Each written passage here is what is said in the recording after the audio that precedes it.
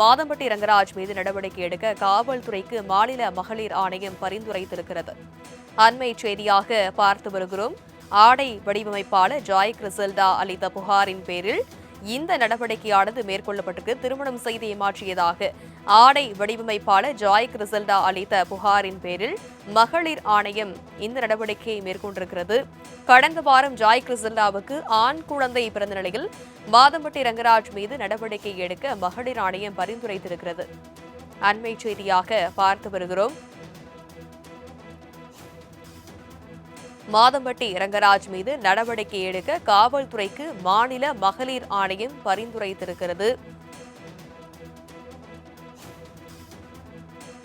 ஆடை வடிவமைப்பாளர் ஜாய் கிறிசல்டாவை திருமணம் செய்து கொள்வதாக ஏமாற்றிய புகாரின் பேரில் மகளிர் ஆணையம் காவல்துறை நடவடிக்கை எடுக்க பரிந்துரைத்திருக்கிறது. இது பற்றிய மேலும் விவரங்களை எமது செய்தியாளர் கிருஷ்ணமூர்த்தி விவரிக்க கேட்கலாம். வணக்கம் கிருஷ்ணமூர்த்தி. மகளிர் ஆணையம் காவல்துறை நடவடிக்கை எடுக்க பரிந்துரைத்திருக்கிறது, விவரம் என்ன? வணக்கம். மாதம்பட்டி ரங்கராஜ் மீது தற்போது சட்டப்படி நடவடிக்கை எடுக்க சென்னை காவல் ஆணையர் மற்றும் பெண்கள் மற்றும் குழந்தைகளுக்கு எதிரான குற்றத்தடுப்பு பிரிவு துணை ஆணையருக்கும் மாநில மகளிர் ஆணையம் தற்போது பரிந்துரை கடிதம் ஒன்றை அனுப்பியிருக்கிறது. நடிகரும் பிரபல தமிழ் கலைஞருமான மாதம்பட்டி ரங்கராஜ் மீது ஆடை வடிவமைப்பாளர் ஜாய் கிறிசல்டா கடந்த மாதம் சென்னை காவல் ஆணையர் அலுவலகத்தில் புகார் ஒன்றை அளித்திருந்தார். அதில் மாதம்பட்டி ரங்கராஜ் தன்னை திருமணம் செய்து கொண்டு தன்னை ஏமாற்றி சென்று விட்டதாக அந்த மனுவில் கூறியிருந்தார். எனினும் புகார் மீது நடவடிக்கை எடுக்கப்பட வேண்டும் தெரிகிறது. இதைத் தொடர்ந்துதான் காவல் ஆணையர் அலுவலகத்தில் அளித்த புகார் மீது உரிய நடவடிக்கை எடுக்கப்படவில்லை என்று தொடர்ந்து ஆடை வடிவமைப்பாளர் ஜாய் கிறிசல்டா சமூக வலைதளத்தில் குற்றச்சாட்டுகளை முன்வைத்து வந்திருந்தார். இது தொடர்பாக முதல்வர் தனிப்பிரிவுக்கும் அவர் ஆன்லைன் மூலமாக புகார் அளித்திருந்தார். இதனிடையில் மாதம்பட்டி ரங்கராஜிடமும் விசாரணையும் நடத்தப்பட்டிருந்தது.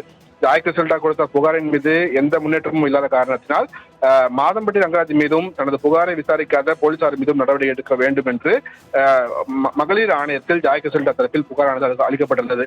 இதையடுத்து புகார் தொடர்பாக நேரில் விசாரணைக்கு ஆஜராகும்போது மாதம்பட்டி ரங்கராஜ் ஜாய் கிறிசல்டா இருவருக்கும் தமிழ்நாடு மாநில மகளிர் ஆணையம் சம்மன் அனுப்பியிருந்தது.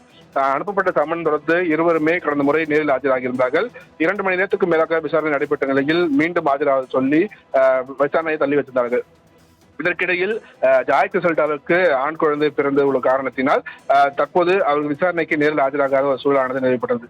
இந்த நிலையில்தான் இருவருக்கும் சம்மன் அனுப்பப்பட்டு இருமுறை விசாரணை மேற்கொள்ளப்பட்டு வந்த நிலையில்தான் தற்போது இந்த மாநில மகளிர் ஆணையம் தரப்பில் கடிதம் ஒன்று அனுப்பப்பட்டிருக்கிறது. அந்த கடிதத்தில் மாதம்பட்டி ரங்கராஜ் மீது சட்டப்படி நடவடிக்கை எடுக்க சென்னை காவல் ஆணையர் மற்றும் பெண்கள் மற்றும் குழந்தைகளுக்கு எதிரான குற்றத்தடுப்பு பிரிவு துணை ஆணையருக்கு மாநில மகளிர் ஆணையம் தரப்பில் இந்த பரிந்துரை கடிதமானது அனுப்பப்பட்டிருக்கிறது குறிப்பிடத்தக்கது. தனலட்சுமி. விவரங்களுக்கு நன்றி கிருஷ்ணமூர்த்தி.